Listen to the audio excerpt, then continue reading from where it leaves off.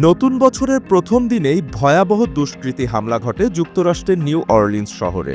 ভিড়ের মধ্যে প্রবল গতিতে গাড়ি চালিয়ে বহু মানুষকে পিষে দেন ঘাতক। পুলিশকে লক্ষ্য করেও গুলি ছোড়া হয়। পরে পুলিশের গুলিতেই মারা যান ওই ঘাতক শামসুদ্দিন জব্বার।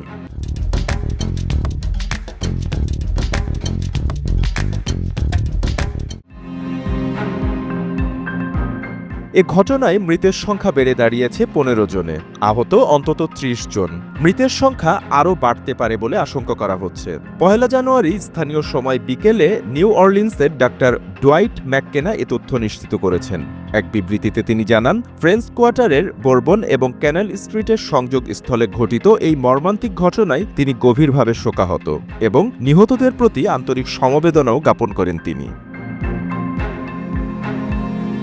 দুষ্কৃতী হামলায় সন্ত্রাসবাদী সংগঠন আইএসের যোগ রয়েছে বলে মনে করছেন গোয়েন্দাদের একাংশ। কারণ ঘাতক যে গাড়ি নিয়ে হামলা চালিয়েছিলেন সেই গাড়ি থেকেই মিলেছে আইএসের পতাকা ছাড়াও এই গাড়ি থেকে বন্দুক এবং বিস্ফোরক উদ্ধার হয়েছে। আমেরিকার গোয়েন্দা সংস্থা এফবিআই জানিয়েছে, হামলায় অভিযুক্ত ব্যক্তি আগে আমেরিকার সেনাবাহিনীতে কাজ করতেন। ২০০৭ থেকে ১৫ পর্যন্ত তিনি সেনাবাহিনীর নিয়মিত সদস্য ছিলেন। ২০১৫ থেকে ২০ পর্যন্ত সেনাবাহিনীর অতিরিক্ত সদস্য হিসেবে কাজ করেন তিনি। Stay clear from Bourbon Street, 8 blocks around. Very active, and again, a unified command is in place right now.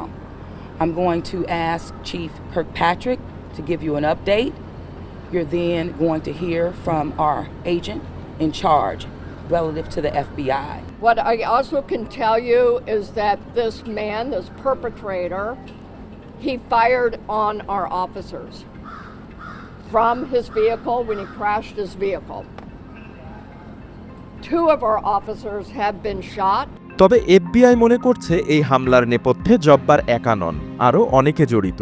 আপাতত জব্বরের সঙ্গীদের ধরার চেষ্টা করা হচ্ছে। শামসুদ্দিন জব্বরকে ২০০২ সালে চুরির জন্য এবং ২০০৫ সালে অবৈধ ড্রাইভিংয়ের জন্য গ্রেফতার করা হয়েছিল। জানা যায়, জব্বর ২ বার বিয়ে করেন। তার তৃতীয় বিয়ের পর আর্থিক সমস্যা শুরু হয়। তিনি $১৬,০০০ ঋণে জর্জরিত ছিলেন। একই সাথে তার রিয়েল এস্টেট ব্যবসা থেকে $২৮,০০০ ক্ষতি হয়েছিল বলেও প্রতিবেদনে উল্লেখ করা হয়। Right now is there improvised explosive devices that was found, and we are working on confirming if this is a viable device or not.